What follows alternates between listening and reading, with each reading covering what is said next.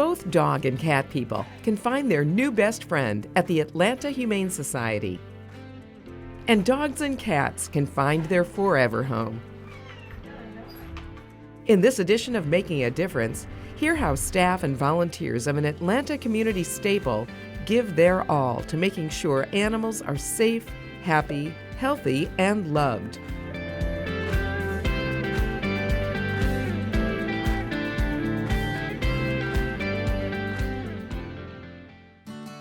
I'm Cal Morgan. I'm the president and CEO here of Atlanta Humane Society.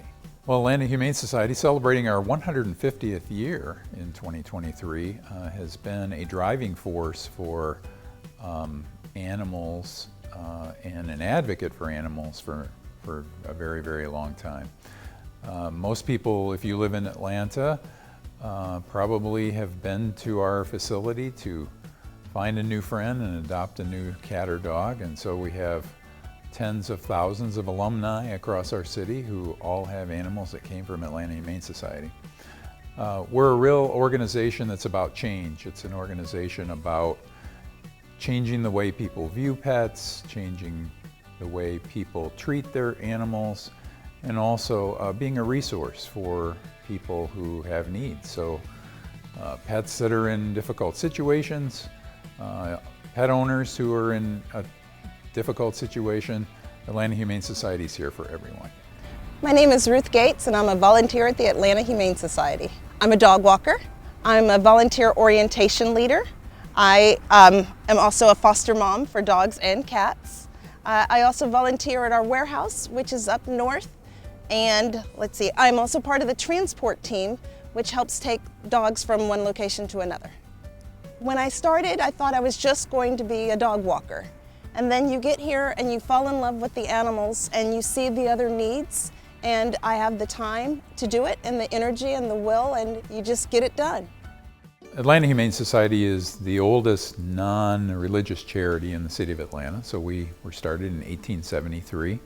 And actually, very interestingly, people don't know this, but we started out as an advocate for women and children initially, and then working horses in the city.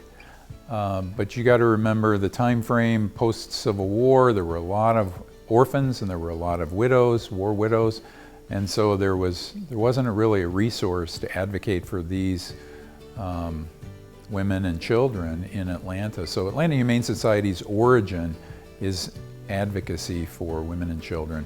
Then there was a concern about the condition of working horses in the city. And so Atlanta Humane Society became a strong organization in trying to create humane standards for working horses, making sure that they had enough hours for rest, making sure that there were standards for treatment. We were also very instrumental in passing some of the early child labor laws in Georgia and some of the early children and women's welfare laws in our state. And over time, there were agencies that were focused then on being advocates for orphans and for women. After World War II, in the late 1940s and 50s, the Humane Society's focus shifted to seeking homes for stray dogs and cats. It was a change anticipated a decade earlier. In the 1930s, Atlanta Humane Society purchased a farm at the corner of Howell Mill and 10th Street, way out of town at that time. From that farmhouse and property, they created kennels and a permanent place where dogs could be housed. And then, of course, we were there until this past year. Continuing to expand and grow our work there, building buildings and shelters and clinics and other facilities on that campus that enabled us to be able to expand our work here. In the meantime, humane societies were forming from the 1800s on in cities all across America, and we all were doing similar kinds of work advocating for animals. And while the Humane Society of the United States lobbies for legislation to protect all animals, the Atlanta Humane Society has no official affiliation with that national organization. The number one place where you will see the most collaboration is in the case of natural disasters. So we will often go and deploy our rescue teams to go work with rescue teams from many, many organizations when there's a hurricane or when there are tornadoes or other natural disasters, the wildfires out west. We all work together and we have a collaborative network. So we all work together to send teams to help animals in crisis. And so that's a big part of what we do as well. Working together to improve the lives of animals is not only part of the rich history of the Atlanta Humane Society, but an enduring mission. My name is Stephanie, and this is actually my first day volunteering here, and currently we're just making some treats for the dogs. We freeze these up, and then it's just for them to gnaw and have fun with. Here we have a little bit of wet food mixed with a little bit of dry food. And so it's supposed to, I guess, just like rattle in here, but once we freeze them, it'll be more solidified and it'll just give them something to not be bored with, basically. I think when we're volunteering here, it doesn't just stop with the dogs and cats that we're helping. I've seen my fosters go to families that, for example, 2 young girls were experiencing their very first Thanksgiving after their parents got divorced. And their mom came and they picked out one of my fosters named Puff. And watching Puff help that family through a difficult transition meant the world to me. And I think that's another thing that volunteers don't know that they're getting when they start to volunteer here with the dogs and cats. I think I am a volunteer because my mother was a volunteer. I think when we were little, we watched her work tirelessly for the March of Dimes and other areas of need in our community. And when we were little, it wasn't volunteering, we were voluntold. If my mother was doing it, we were doing it, and it was just part of our routine. And I realized how important that is for your family and for your community. And so I loved that my children got to watch me volunteer. And then they got to participate in their own right, whether it's coming up here and helping me from time to time when they are able to, or I'm taking some of the fosters to their schools when they were in middle school to show off the fosters and help them get adopted. But I think it's important to show the children what volunteerism is, and they pick it up on their own and start their own volunteer life. I would definitely encourage everyone to volunteer here if they have a chance. I mean, everybody here is just so friendly. The dogs are great, the cats are great. Everything about the experience today has been great. So yeah, I just encourage everyone to come here if you can. So what I would say to anybody who's interested in volunteering is just come one time. One time, let these dogs and cats show you what real volunteerism is, and I guarantee you, you will not regret any moment you've spent here. So I think we've made great progress in the last few decades. When I was a young person, I think people looked at animals as being sort of a dog you keep outside in a doghouse, and that was sort of the vision. Nowadays, everyone looks at animals as an extension of their family. Everyone sees animals as part of their family, so they want to provide resources that are different than when we were growing up. So beyond just basic care, the ability to provide some quality of life for their pet is a real important thing to people today. So Atlanta Humane Society is there for those who are under-resourced and don't have the ability to be able to care for their pets in the way that they would like to. COVID was a real catalyst for the Humane Society to really do almost a 180-degree shift away from focusing in our shelter to focusing outside the walls of our shelter. So COVID really caused us to rethink. Instead of shutting our doors to the community, we opened our doors and said, hey, how do we help you if you've lost your job, or if you're ill with COVID, how can we provide resources for your pet? So that's when we geared up a really big effort to provide food, and that program is ongoing now. And we have a warehouse facility that we have recently opened so that we can handle all the wonderful donations of food that come in from a lot of resources. And we can now partner with organizations like Meals on Wheels. Here in Atlanta, they have a client base that's made up of people who often have pets, but they're seniors, or they're people who are not able to get out and they're under-resourced. So when their volunteers find a client that needs pet food, we're the resource to provide that. So it's really been an exciting thing. We've also been able to get out into the community and provide more veterinary care, going to community areas where we can do vaccinations. We opened a new clinic on the east side of the city called Remedy, Your Community Vet, and that is affordable, accessible, basic vet care that we provide. And if you're unable to pay for that vet care, we use donations from donors to supplement that care. So over the last few years, we've really developed an expanded vision to be able to help animals that are in under-resourced homes. So besides taking animals in and finding homes for them, which is a traditional function that we've always had, part of our plan now is to help you as someone in the home, if you have a need for food or for medical care or for other resources or behavior assistance or temporary housing, all those kinds of needs that come up, we are really trying to address those in a more proactive way.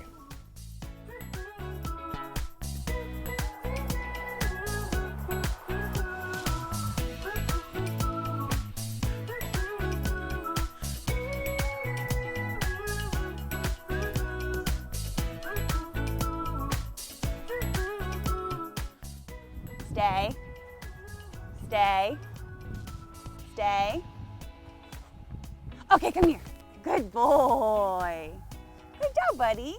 In addition to placing animals in new homes, the staff at the Atlanta Humane Society help dogs and cats with behavioral and medical issues. So Atlanta Humane Society, being a 501c3 sheltering organization, we are different than the municipal animal control. So here in Atlanta and in the state of Georgia, animals that are stray on the streets must go to the local animal control governmental shelter, and they stay there for a limited amount of time to give owners the opportunity to find their lost animals. Atlanta Humane Society has animals come to us from a couple of different ways. Number one is people who are at a point in their life where it doesn't work for them to keep their animal. They can come here, they can go through a process. We evaluate that animal with them, we help them determine whether or not there are other ways that they may want to keep that animal if we provide resources. If not, we are always glad to take those animals in. They go through a medical assessment, they go through a behavioral assessment, and then we develop a plan of action for each individual animal that comes through our facility. We have some great resources medically and behaviorally to be able to help animals that come to us that may have issues. The number one reason people return an animal or bring an animal to a shelter like ours is a behavior-related issue. The dog chews too much, or the dog is misbehaving too much, or the cat is not doing the right things when it comes to the litter box. So we have methodologies that help overcome those issues. Hey, I'm Ashley Webb. I am the Behavior and Training Manager for the Atlanta Humane Society's Atlanta campus. I'll do a wide variety of things, but the majority of my time is spent with animals that come in and they're not quite ready for adoption. They might be really nervous. They might be super scared of people, coming from a bad situation potentially, or they might just need to work on their manners to get them ready to move onto the floor and have a successful adoption. So when they come in, I'll kind of get my hands on them, I'll assess them. If I don't see them first off, the staff will submit a behavior concern report to get my attention. I'll come review the animal, work with them for a bit, and decide what they need. That might be a behavior modification plan that I work with along with our champion volunteers, who are volunteers that have gone through extra training, or the staff will work through their behavior plans. And then as soon as they complete their plan and I think they're ready, they'll graduate and they'll go onto the floor. So while they're working on a behavior modification plan with me, they're gonna be in our back, which is a really great area that we have at our new facility that allows them to decompress in a more quiet area. And also it allows for them to experience the outdoors on their own because we have indoor-outdoor options. A couple of my cases have been really nervous to walk on a leash, to go outside, so having the opportunity for them to acclimate and desensitize to the outdoors on their own has been really beneficial. So as soon as I feel like they're ready to move from the back, they'll go up front, and then from there they might need some follow-up work, they might need to go on extra enrichment. We've created a bunch of different schedules for them, and then I'll be in contact with their adopters to help with some tips and tricks during their initial adoption period, and hopefully they don't come back and see me. We have two amazing behaviorists who work with our animals to develop a plan of action for them. So we want them to be the best presented animals to prospective adopters. So we want their behaviors to be good. So they learn basic manners. They learn things like sit and stay and roll over. And we try to train them to come to the front of their cage when clients walk by so that they look more appealing. And our behaviorists are amazing at doing those kinds of things. And so we have great success at creating very nice animals that you would want to bring home with you. We teach them to walk nicely on a leash. Unlike my own two at home, they walk beautifully when they leave Atlanta Humane Society most of the time. So we work really hard to put a lot of resource into each animal before it goes home with the family, because our goal is for every animal to have a permanent, loving home and not be bouncing around between shelters.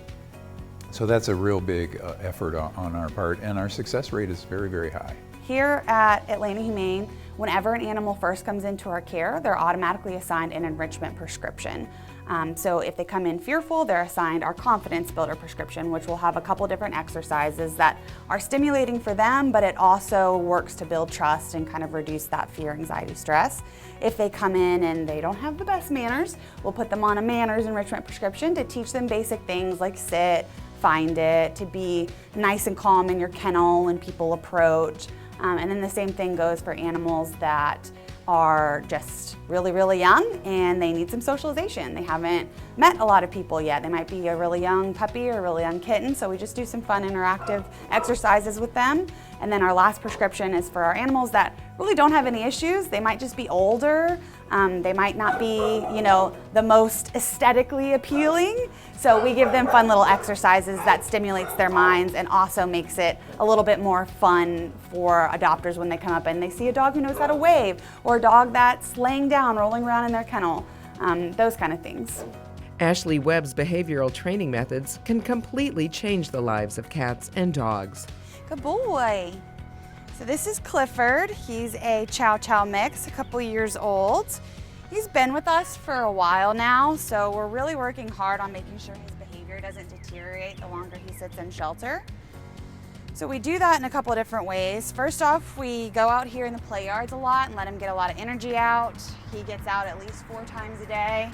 We have these amazing yards with splash pads where he can play around. Then we also do some basic command training like sit, stay, lay down, just to get his mind stimulated.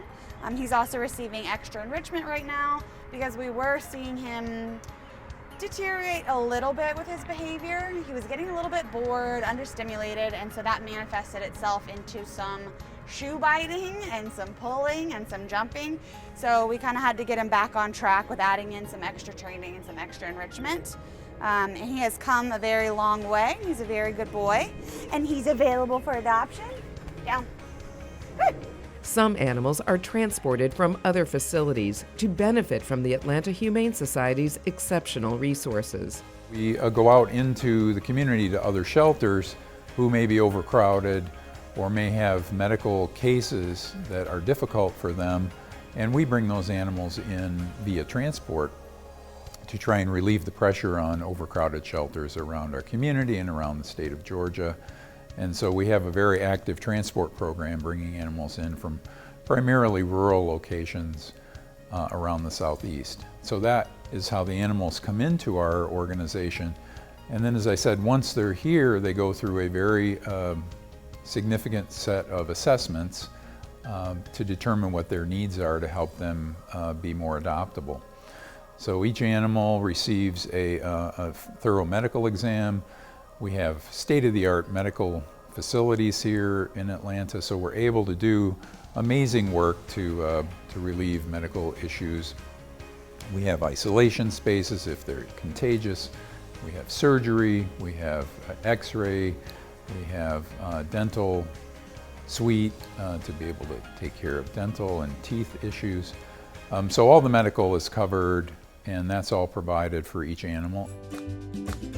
I'm Susan, and I'm with North Georgia Animal Alliance, and we partner with the Atlanta Humane Society, and we pull animals from our local shelter, which in our case, we have more animals than we do have owners or adoptees. And so we're blessed to have a partnership where we can take some of the overflow cats and dogs from the shelter and bring them to Atlanta Humane Society, which allows us to give them a second chance. We bring animals here periodically, 6 to 8 weeks. They allow us to come and bring animals here, and they adopt them out to deserving homes.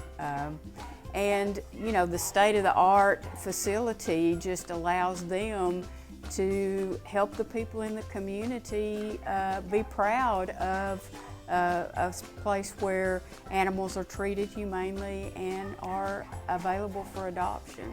We brought in 8 kitties and a dog, and most of them came from the shelter. Sometimes we run across people that have too many animals and they don't want to just take them to the shelter, they're looking for a place where they can go and they can feel good, and so they give them to us, and then we in turn either try to adopt them out ourselves or we bring them here to Atlanta. I've been doing this for a number of years, and I had a lady say one time, she says, "Well, Susan, that's your mission." And I kind of feel it that way, that it is my mission to help animals that cross my path, and this is a facility that allows me to help animals in my community. Yeah, I think we're always trying to think about what is the future going to look like for animals here in our community and in the state of Georgia and in the Southeast. Atlanta Humane Society, we see ourselves as a resource. Being the largest city in the Southeast, we believe we have the resources to be able to influence what happens in our region. So we have a lot of affiliated shelters and rescues across the Southeast who we work with, and part of our goal is to provide strength and resources to bring them up in capability to be able to serve their communities as well as they can. So I think the future is going to look different for us. I think you're going to see more and more work outside of our shelter, trying to support other sheltering organizations, bringing the best practices to them so that they can do a great job in their community. And if we strengthen those communities, we think that that will ultimately benefit animals on a broad scale and reduce the amount of suffering that's out there, reduce the amount of the number of animals that are sitting in shelters behind chain link fencing and waiting for their home. And so we really feel like a lot of our role in the future will be to try to really strengthen that whole network of shelters across our Southeast region. So Atlanta Humane Society is 100% supported by the gifts of people and organizations in the community. We don't receive any government funding. We don't receive any tax revenues whatsoever. We like to say that we are carried on the hearts of people who care about what we do and about the animals that we serve. And so we have a variety of fundraising activities each year. We have the Bow Wow Brunch, which is a wonderful event each spring. We have the Day of Giving, where we're on television telling our story to the community. Every fall we do a golf event, and that really appeals to a certain segment of our population.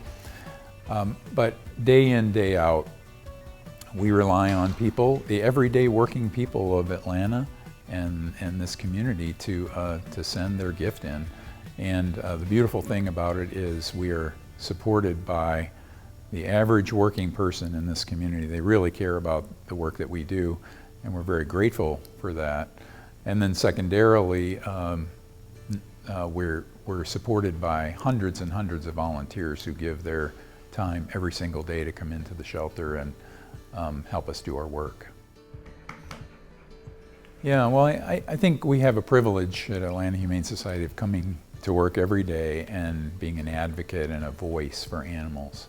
And that's something that is a great reward for all of us that do this kind of work every day. We're grateful for the opportunity to be here and to be able to do this because we know that when we go home at the end of every day, we have made an impact on the lives of animals. We have been their advocate, we have been their voice when they have no voice to speak. One of the things that we talk about a lot around here is the fact that we have to interpret animals' needs and desires and happiness without them ever being able to tell us a single word. So they have to, we have to be able to understand what their needs are. And I think that's a big challenge, obviously, for all of us every single day. But at the end of those hard working days, we all leave here with a sense that we have helped those that cannot help themselves.